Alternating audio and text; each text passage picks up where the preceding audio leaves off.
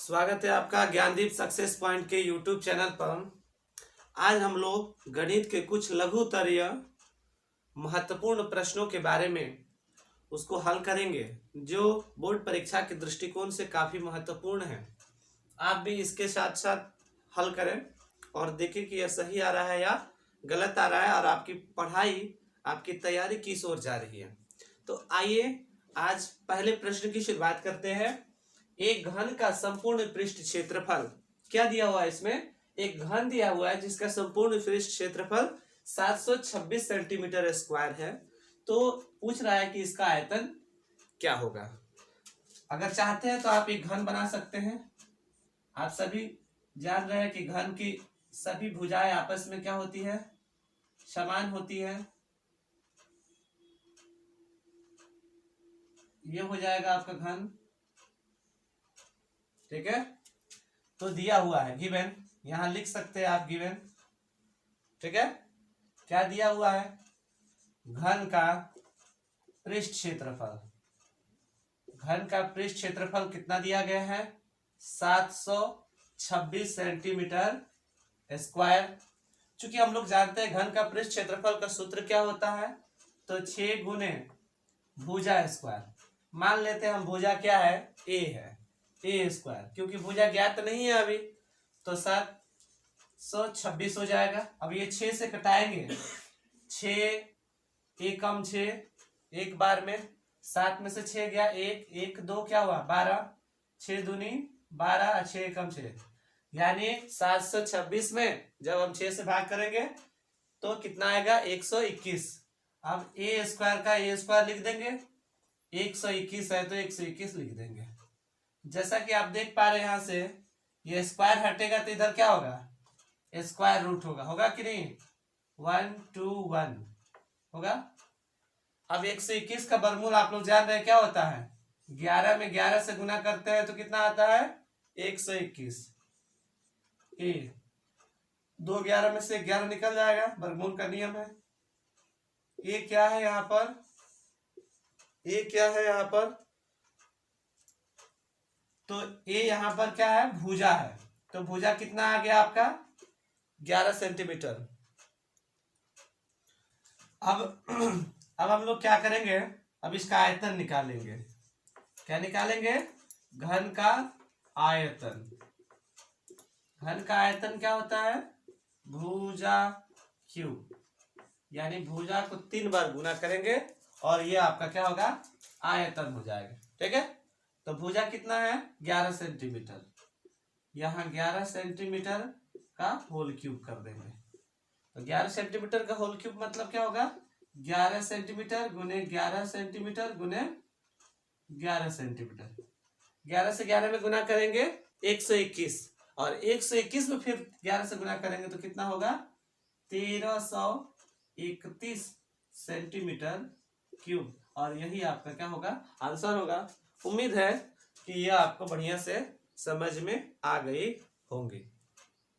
अब हम लोग दूसरे प्रश्न की ओर चलेंगे। कह रहा है प्रश्न, AP 21 18 15 का कौन सा पद -81 है? कौन सा पद कह रहा है? इसका मतलब यह है कि यह n पूछ रहा है, नंबर ऑफ टर्म, कि कौन कितनावां पद निकालेंगे ताकि -81 हो जाए। आइए देखते हैं इसमें पहला पद क्या है। सबसे पहले गिवन कर लेते हैं। पहला पद कितना है? 21 है ना? 21। दूसरा पद कितना है? इसमें 2 नंबर पर कौन है? 18। तो आप निकाल सकते हो यहाँ पर शार्बांतर। क्या निकालना है? शार्बांतर। शार्बांतर को अंग्रेजी में कॉमन डिफरेंस कहते हैं, और ये डी निकला। दूसरा पद माइनस पहला पद, तो दूसरा पद कितना है? 18। पहला पद कितना है? 21। ये दोनों का चिन्ह, ये प्लस ये माइनस है, घटेगा। 21 में से 18 जाएगा तो कितना आएगा? 3। दोनों में से बड़ा कौन सा है? 21। 21 से पहले क्या है? माइनस, इसलिए आ गया माइनस। हम लोग डी का मान निकाल लिए। अब सवाल में क्या दिया गया है? कह रहा है कि एनवा पद का मान कितना दिया गया है? -81। क्योंकि हम लोग जानते हैं कि एनवा पद का सूत्र क्या होता है? a + n - 1 × d इक्वल में कितना है? -81, ठीक है। अब a का मान कितना है? ए का मान 21 है, लिख देंगे यहाँ पे 21। एन का मान तो ज्ञात नहीं है, तो इसको क्या करेंगे, ज्ञात नहीं है तो छोड़ देंगे। डी का मान ज्ञात है, डी का मान कितना ज्ञात है, -3, तो यहाँ लिख देंगे -3। बराबर में कितना है, -81, लिख देंगे -81। अब क्या करेंगे, देखिए 21 प्लस, अब ये -3 से n में गुना करेंगे, तो -3 से n में गुना करेंगे तो कितना होगा, -3n, ठीक है। और ये माइनस और माइनस, कहने का मतलब इससे एक बार 3 में गुना किए और इस 3 से एक बार 1 में गुना किए, तो 3 से n में गुना करेंगे तो -3n, और 3 एकम 3 हो जाएगा, -81 हो जाएगा।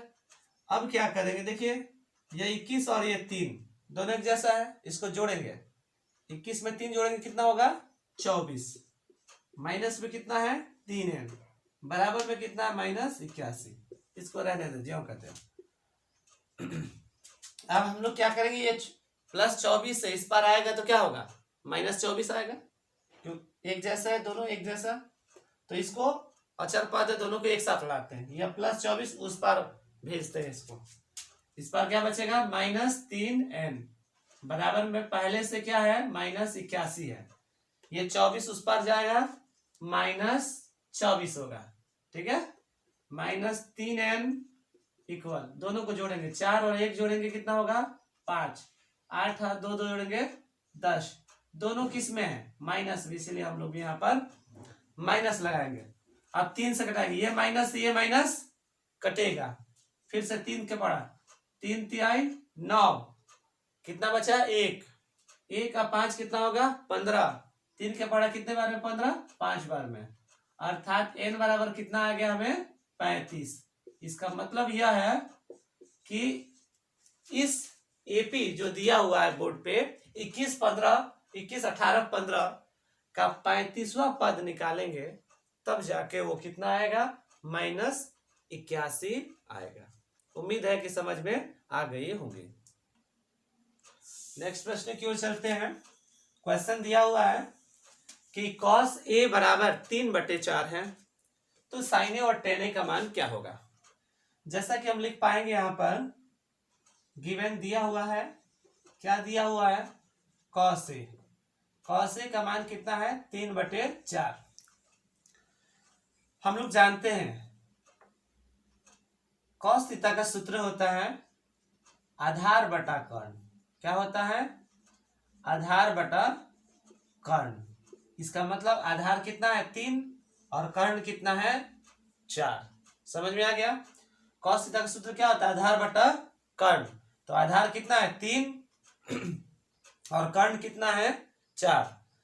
तो इसमें आधार है, कर्ण है, क्या नहीं है, लंब। तो जरा लंब निकालते हैं इसका। लंब बराबर होता है √अंडर कर्ण स्क्वायर माइनस आधार स्क्वायर, कर्ण स्क्वायर माइनस आधार। कर्ण कितना है, 4, 4 का स्क्वायर, आधार कितना है, 3 का स्क्वायर, 4 का स्क्वायर करेंगे 16, 3 का स्क्वायर करेंगे 9, 16 में से 9 जाएगा, कितना आएगा, 7। और ये आपका क्या निकल गया, लंब, ठीक है।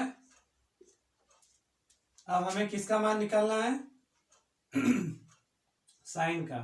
तो साइन ए बराबर क्या होगा, लंब बटा कर्ण। लंब कितना है, √7, कर्ण कितना है, 4, यह आंसर हो जाएगा। उसके बाद फिर किसका मान निकालना है, tan a का मान। tan a बराबर क्या होता है सूत्र, लंब बटा आधार। लंब कितना है, लंब देखिए, लंब कितना है, √7 और आधार कितना है, 3, तो √7/3 यह आपका आंसर होगा। और इसके लिए हम लोग LAL/KKA का इस्तेमाल कर सकते हैं। जैसे साइन थीटा के लिए लंब बटा कर्ण, कॉस थीटा के लिए आधार बटा कर्ण, और टेन थीटा के लिए लंब बटा आधार, लाल बटा का करके बना सकते हैं, ठीक है। आइए अब हम लोग नेक्स्ट प्रश्न की ओर चलते हैं। जैसा कि इसमें दिया हुआ है कि एक द्विघात बहुपद ज्ञात करनी है जिसके शून्यकों का योग, ध्यान रखेंगे इस बात पर, शून्यकों का योग और दूसरा क्या है, गुणनफल, यानी शून्यकों का योग भी दिया है और शून्यकों का गुणनफल भी दिया है। कितना कितना दिया है, शून्यकों का योग 8 है और गुणनफल कितना है 12। अर्थात हम लिख सकते हैं क्या दिया हुआ है, दिया हुआ है शून्यकों का योग। शून्यकों का योग को क्या बोलेंगे, अल्फा प्लस बीटा। योग यानी प्लस, प्लस कितना दिया है 8। शून्यकों का गुणनफल अल्फा इंटू बीटा कितना दिया गया है 12। अब हम लोग क्या करेंगे, द्विघात बहुपद के सूत्र भी लिख सकते हैं, यहाँ पर समीकरण भी लिख सकते हैं। सूत्र से, द्विघात बहुपद के सूत्र से क्या होता है, द्विघात बहुपद का सूत्र x square minus alpha plus beta into x plus alpha into beta, यही होता है द्विघात बहुपद का सूत्र। अब एक्स स्क्वायर का x square minus alpha plus beta का मान कितना है 8, गुना में क्या है x, अल्फा इंटू बीटा का मान कितना दिया गया 12। तो ये लिख सकते हैं हम लोग क्या, एक्स स्क्वायर माइनस 8x और प्लस में 12। आसान है ये तो, क्योंकि द्विघात बहुपद के योग दिया ही है। योग कितना दिया था 8, लिख दिए यहाँ पर 8। गुणनफल कितना दिया था 12, 12 लिख दिए। 8 में 1 से गुना किया 8x हो जाएगा, प्लस 12 है तो प्लस 12, ये कंप्लीट हो जाएगा। लेकिन नीचे वाला जो प्रश्न एक अन्य प्रश्न है, देखिए यहाँ पर लिखा हुआ है कि एक द्विघात बहुपद ज्ञात करें। और ध्यान देने वाली बात यह है कि जिसके शून्यक 3 और 5 है, इसमें क्या था, शून्यकों का योग और गुणनफल दिया था। लेकिन इस सवाल में क्या है, इस प्रश्न में क्या है, केवल शून्यक का मान दिया गया है। तो हम लोग क्या करेंगे, देखिए इसमें क्या दिया हुआ है, जरा इसको लिखते हैं। इसमें केवल अल्फा का मान दिया है, यानी शून्यक का मान दिया। मान लिया कि वो अल्फा है, अल्फा का मान कितना है 3 और बीटा का मान कितना है 5 है, ठीक है। अब हम लोग क्या निकालेंगे, द्विघात बहुपद का सामान्य रूप, उसको सूत्र भी कह सकते हैं द्विघात बहुपद के सूत्र से, या इसका सामान्य रूप में है। क्या होता है इसका, x square minus alpha plus beta into x plus alpha into beta, ठीक है। एक्स स्क्वायर का x square minus alpha plus beta, alpha का मान कितना है 3 है और बीटा का मान कितना है 5, तो 3 प्लस 5 गुने में क्या है x, alpha into beta, alpha का मान 3 और बीटा का मान 5 है, ठीक है। अब हम लोग क्या करेंगे, देखिए इधर ये एक्स स्क्वायर का एक्स स्क्वायर हो जाएगा माइनस का माइनस, 5 और 3 दोनों को जोड़ेंगे तो कितना होगा 8, लिख देंगे यहाँ पर 8 और गुने में क्या है x, यहाँ लिख देंगे 8x, हो जाएगा। ये प्लस है तो प्लस लिख देंगे, 3 में 5 से गुना करेंगे कितना आएगा 15 आएगा, ठीक है। और यह आपका क्या होगा आंसर होगा। देखिए कैसे, इसमें केवल शून्यक दिया हुआ था, शून्यक कितना दिया था 3 और 5, तो हम लोगों ने मान लिया कि अल्फा का मान 3 है और बीटा का मान 5 है। तो द्विघात बहुपद निकालने का जो सूत्र होता है x square minus alpha plus beta into x plus alpha into beta.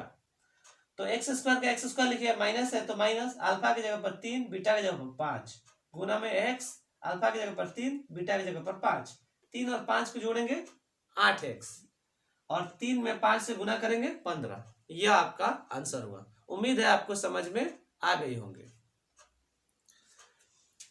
अब हम लोग नेक्स्ट प्रश्न की ओर चलेंगे।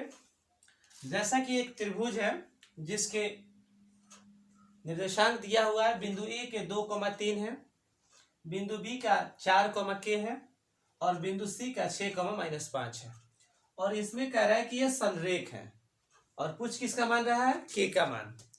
तो आप लोग ध्यान रखेंगे कि संरेख बिंदुओं से बने त्रिभुज का क्षेत्रफल 0 होता है। यह ऑब्जेक्टिव पे भी पूछा जा सकता है। तो संरेख बिंदु है, इससे बने त्रिभुज का क्षेत्रफल क्या होगा 0 होगा। आइए सबसे पहले हम लोग इसको देखते हैं कि कैसा होगा। जैसा कि ए का निर्देशांक कितना दिया गया है 2,3, ठीक है। बी का निर्देशांक कितना दिया गया है 4, k और सी का निर्देशांक कितना दिया गया है 6, -5। ठीक है। अब यह x1 हो जाएगा, यह x2 हो जाएगा, जितना पहला वाला है सब x होगा। ये चुनने में ही परेशानी, बनाना आसान है। तो पहला वाला x1, इसका पहला वाला x2 और इसका पहला वाला x3 हो जाएगा। अब इसका पहला वाला y1, इसका पहला वाला y2, इसका पहला वाला y3, तीनों ज्ञात हो गया।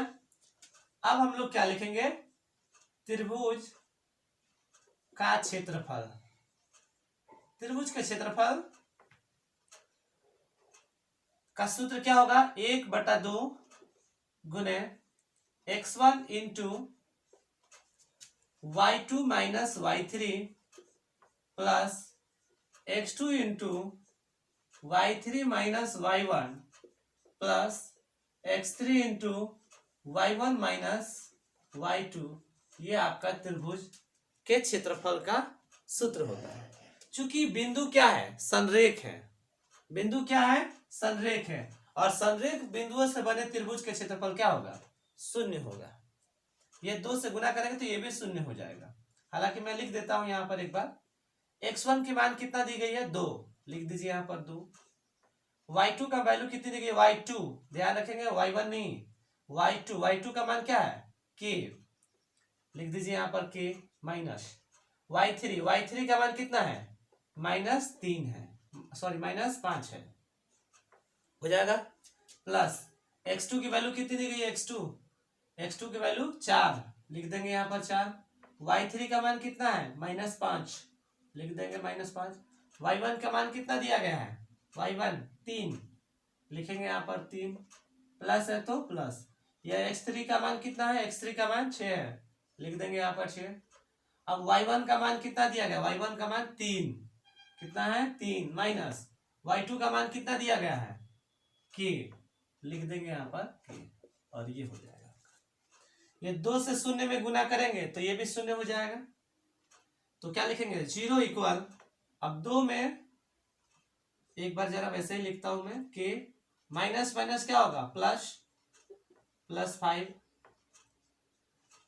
ये 4 गुना, दोनों एक जैसा है, ध्यान रखें यहाँ पर दोनों एक जैसा है।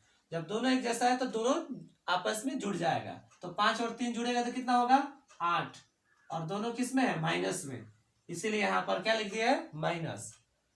ये प्लस 6 इंटू 3 माइनस k, ठीक है, हो जाएगा। अब हम लोग क्या करेंगे, इसको ब्रैकेट में घेर देंगे, 2 में k से गुना करेंगे क्या होगा 2k, 2 5 10 हो जाएगा। अब क्या करेंगे 4 में 8 से गुना करें, 4 8 32, या माइनस है तो क्या होगा माइनस हो जाएगा। अब 6 में 3 से गुना करेंगे 18, और 6 में k से गुना करेंगे 6k, हो जाएगा। अब क्या करेंगे, बराबर के इस बार 0 है, क्यों 0 डाला हूं, क्योंकि संरेख बिंदु है। अब देखिए ये 2k और ये 6k दोनों एक जैसा है, ये प्लस में है और ये माइनस में है, तो घटेगा। 6 में से 2 को घटाएंगे कितना होगा -4k, ठीक है। अब ये 10 और 18 कितना होगा 28, 10 और 18 को जोड़ेंगे कितना होगा 28, और पहले से क्या है -32, तो 32 में से 18 जाएगा तो कितना होगा, 32 में से 18 जाएगा तो कितना होगा 32 में से 28 जाएगा, क्योंकि ये 10 और 18 जोड़कर 28 होगा, और 32 में से 28 घटेगा तो कितना होगा 4 होगा, -4, ठीक है। अब ये -4 के बराबर के इस पार आएगा तो क्या होगा +4 के होगा कि नहीं, ये 4 के आ जाएगा, इधर क्या है -4 रहेगा, ठीक है। अब क्या करेंगे 4 से कटाएंगे, 4 एकम 4, k की वैल्यू कितनी आ गई -12, और यह आपका क्या होगा आंसर होगा। उम्मीद है कि आपको समझ में आ गई होंगी। फिर एक बार मैं बता दूं आपको,